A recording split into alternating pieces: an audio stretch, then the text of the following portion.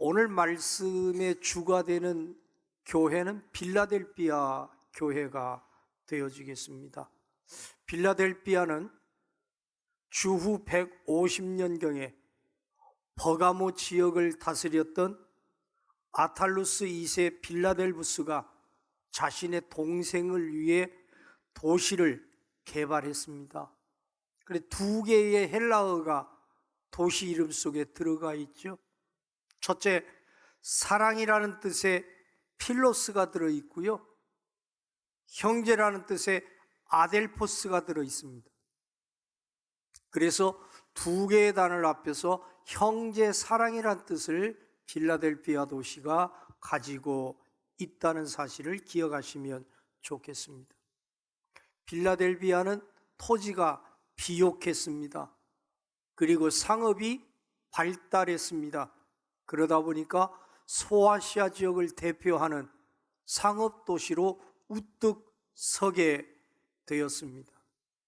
상업이 발달하는데 유대인들 중심으로 조합을 형성해서 그들이 경제적인 큰 축을 담당하기 시작했습니다.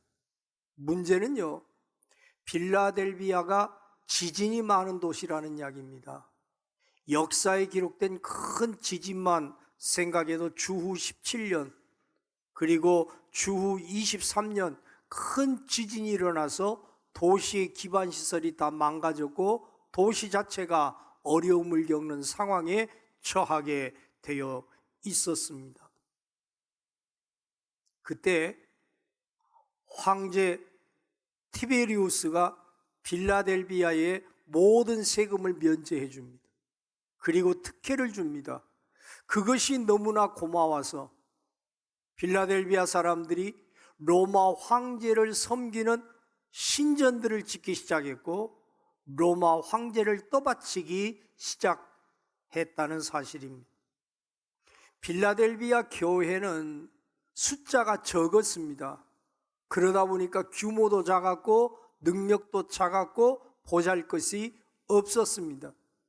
이때 빌라델비아 교회에는 유대인들이 핍박하는 그 핍박이 너무나 컸습니다.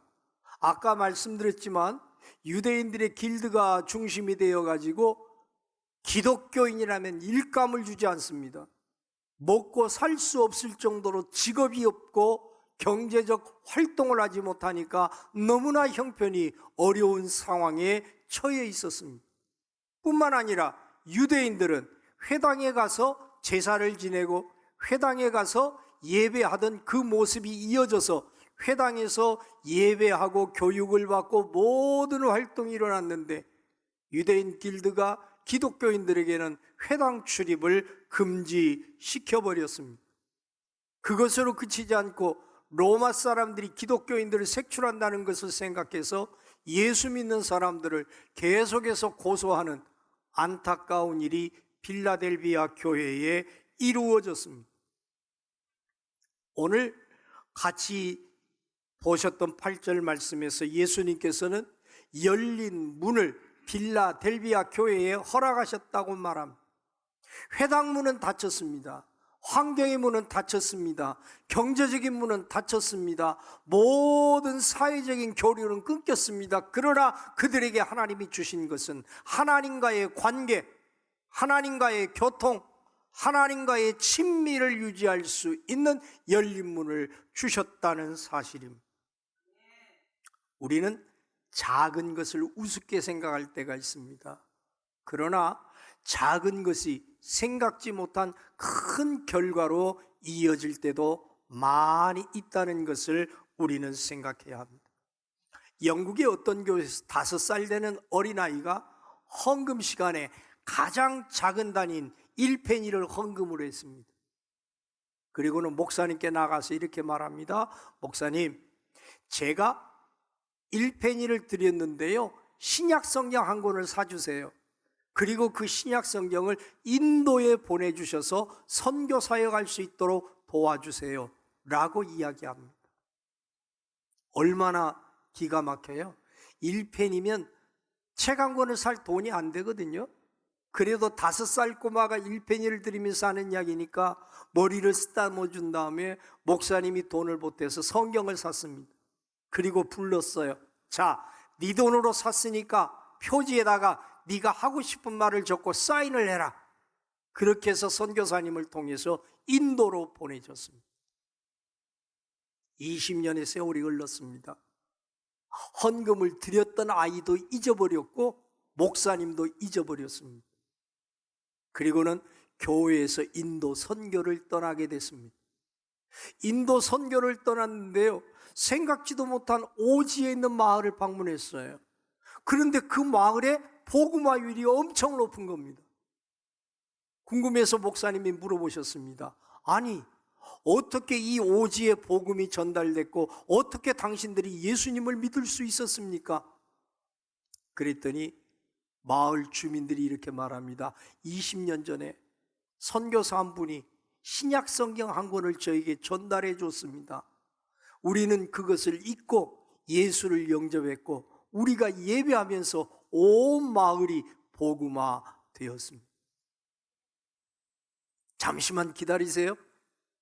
성경책을 가지고 와서 보여주는데요, 20년 동안 주민들이 성경을 읽었으니 낡아 빠진 성경입니다. 달아 빠진 성경입니다. 그런데 제일 뒷장을 보니까 놀랍게도 20년 전에 5살 배기 꼬마에게 하고 싶은 이야기를 적으라고 말하고 사인을 남겨서 선교사님에게 보냈던 그 성경책이었던 것입니다. 책 한 권 살 수 없는 작은 돈이었는데 주님을 사랑하는 마음으로 그것을 드렸더니 하나님께서 그 성경을 통하여 온 마을을 복음화 시켰다는 이야기입니다.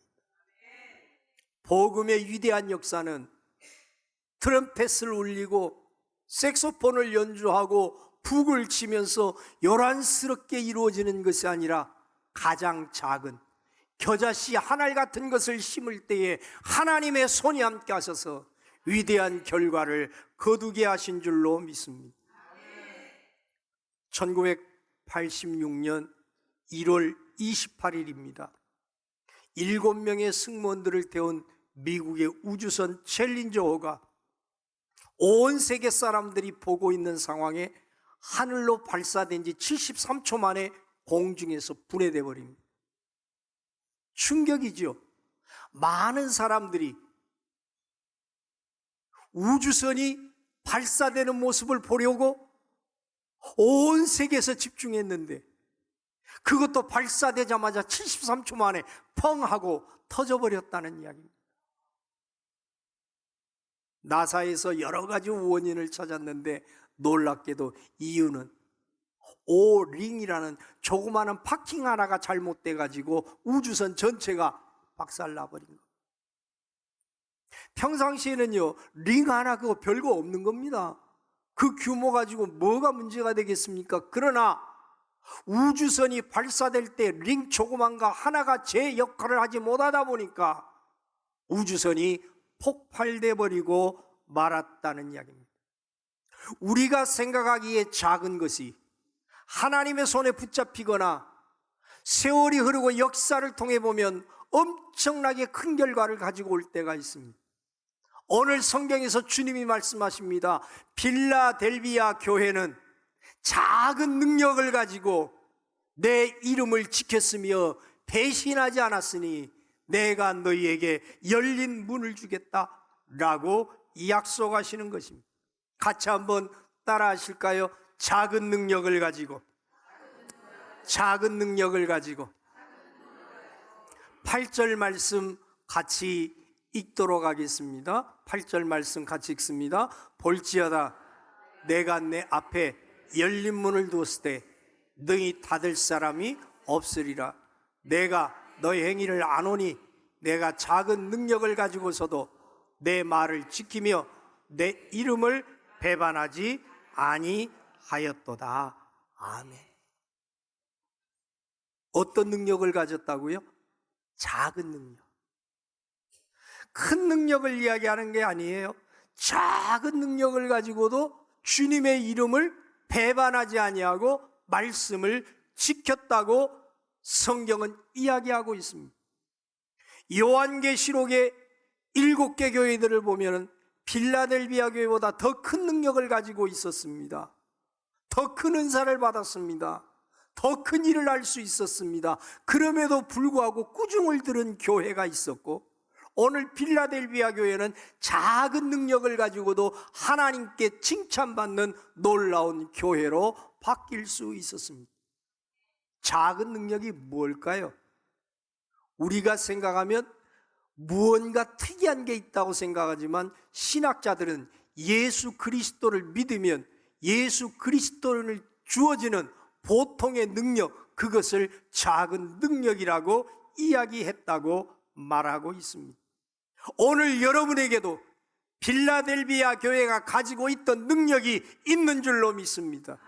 예수를 구주로 영접하고 예수를 주인으로 믿는 사람들에게 주어지는 능력이 필라델비아 교회만 있는 것이 아니라 예배하는 여러분에게 있는 줄로 믿으시면 아멘 하시기 바랍니다. 주님이 원하시는 건 뭘까요? 큰 능력을 받아라, 큰 은사를 받아라, 큰 그릇이 되라, 그것이 아닙니다. 너에게 준 작은 능력을 가지고 충성되게 살으라는 이야기입니다. 주님이 원하시는 일꾼은 큰 것을 남기는 일꾼이 아니라 충성된 일꾼이요, 훌륭한 업적을 남기는 것이 아니라 내 맡은 일에 충성되게 살아가는 사람이라는 사실을 기억해야 할 것입니다. 여러분은 어떻습니까? 주신 능력을 가지고 주신 감동에 순종하고 있습니까? 주님이 주신 능력을 가지고 주의 말씀을 지키려고 애쓰고 있습니까? 어떤 상황에서도 속으로든 입으로든 행동이로든 주님의 이름을 배반하지 않고 살려고 몸부림치고 계십니까? 이러한 섭리에 대하여 사도 바울은 고린도 후서 12장 9절과 10절에서 이렇게 고백하고 있습니다. 우리 9절을 남자분들이 읽으시고 10절을 여자분들이 읽도록 하겠습니다. 자, 남자분들 같이 9절 읽습니다. 나에게 이르시기를 내 은혜가 내게 족하도다. 이는 내 능력이 약한 데서 온전하여짐이라 하신지라. 그러므로 도리어 크게 기뻐함으로 나의 여러 약한 것들에 대하여 자랑하리니 이는 그리스도의 능력이 내게 머물게 하려 함이라. 아멘. 여자분들 10절 읽습니다. 그러므로 내가 그리스도를 위하여 약한 것들과 능력과 궁핍과 박해와 공고를 기뻐하노니 이는 내가 약한 그때의 강함이라. 10절의 결론이 뭡니까? 나는 약한 것을 기뻐합니다. 약한 것을 자랑합니다. 약한 것을 부끄러워하지 않습니다. 왜 그렇습니까? 내가 약할 때 강해집니다. 내가 약할 때 강해질 수 있는 것은 내 힘이 아니라 하나님이 주시는 힘입니다. 9절 말씀은 이렇게 이야기합니다. 9절 한번 띄워주시죠. 내 은혜가 내게 족하다는 하나님의 음성을 나는 들었습니다. 나는 약하여질 때에 온전해진다는 사실을 느끼게 되어집니다. 내가 약할 때 그리스도의 능력이 내 위에 머무르게 될 것입니다. 사랑하는 성도 여러분, 내게 능력이 많지 않다고, 내가 가진 것이 많지 않다고, 내가 소유한 것이 많지 않다고 괴로워하지 마십시오. 뒤로 물러서지 마십시오. 작은 것을 가지고 주님을 위하여 나가는 여러분에게 주의 능력이 함께 하실 줄로 믿습니다. 주의 은혜가 임할 줄로 믿습니다. 주님이 강하게 해주실 줄로 믿습니다. 필라델비아 교회는 내외적으로 많은 고난을 당한 교회입니다.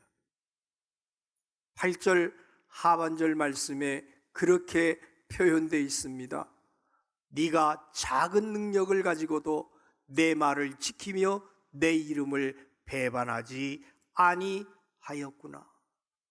이 당시에 로마 황제는 도미티아누스 황제입니다. 도미티아누스의 황제의 박해가 얼마나 심했는지 그리스도인들이 제일 많이 배교한 시절이 이때입니다.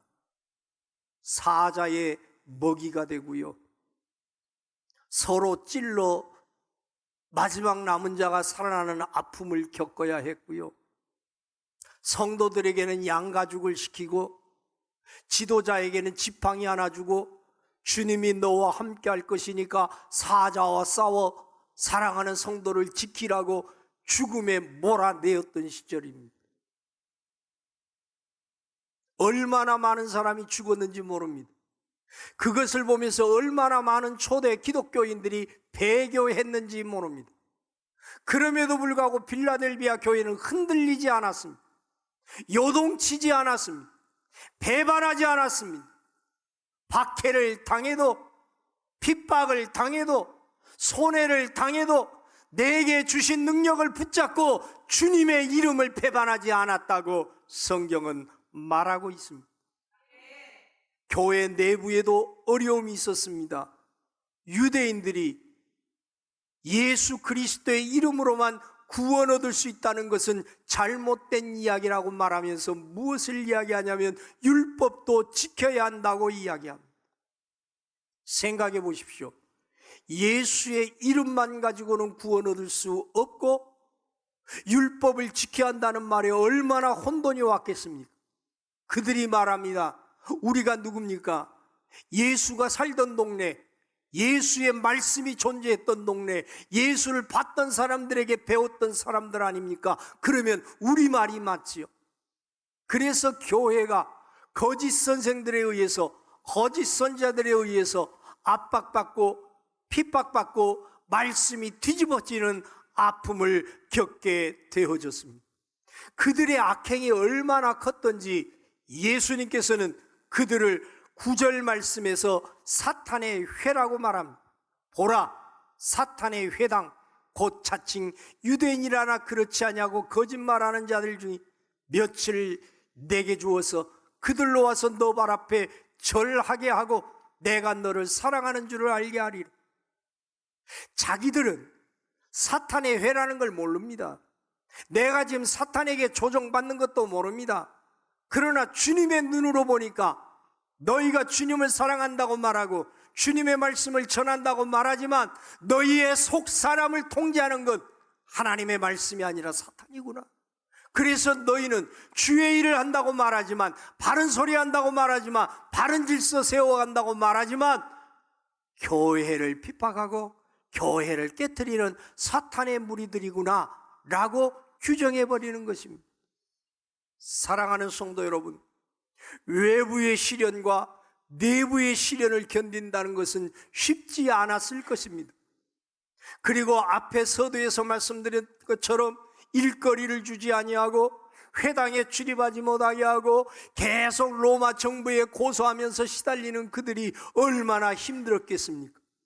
어떤 때는 모든 걸 포기하고 싶었을 것입니다. 아니, 예수 믿는 걸 잠시 접어두고 싶을 때도 있었을 것입니다. 그러나 그들의 마음속에 있던 주님의 말씀이, 그들과 함께 했던 주님의 능력이 그것을 이기고 버티고 승리하는 힘을 허락해 주신 줄로 믿습니다.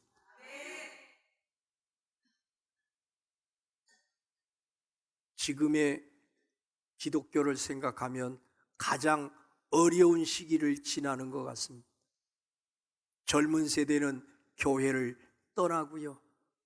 일반 시민들은 개독교라는 비참한 용어들을 사용하고요. 목사인 제가 봐도 교회가 해서는 안 될 일, 교회가 가서는 안 될 일, 정치와 종교가 분리되어야 하는데 그것이 혼합되어서 온 국민에게 실망을 주는 일들이 늘어나다 보니까 예수는 좋은데 교회는 싫습니다.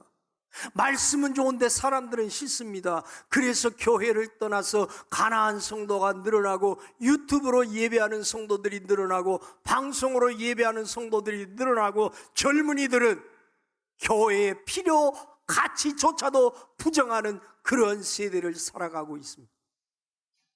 진정한 복음을 이야기하고 진정한 진리를 이야기하면 무언가 답답하다고 배척되는 그러한 시대를 여러분과 저는 살아가고 있습니다. 이때 필요한 게 주님이 주시는 능력입니다. 세상이 어떻게 되든, 세상의 종교인들이 어떤 모습으로 살든 여러분과 저는 필라델비아 교회처럼 말씀에 입각해서 진리를 수호하고 좌로도 우도 치우치지 아니하면서 주신 능력으로 충성하는 신앙인들이 되시기를 주의 이름으로 축원합니다. 그럴 때 주님은 이렇게 약속하십니다. 10절 말씀 마지막으로 같이 한번 읽도록 하겠습니다. 네가 나와 인내의 말씀을 지켰은즉 내가 또한 너를 지켜 시험의 때를 면하게 하리니 이는 장차 온 세상에 임하여 땅에 거하는 자들을 시험할 때라. 아멘. 작은 능력을 가졌어요.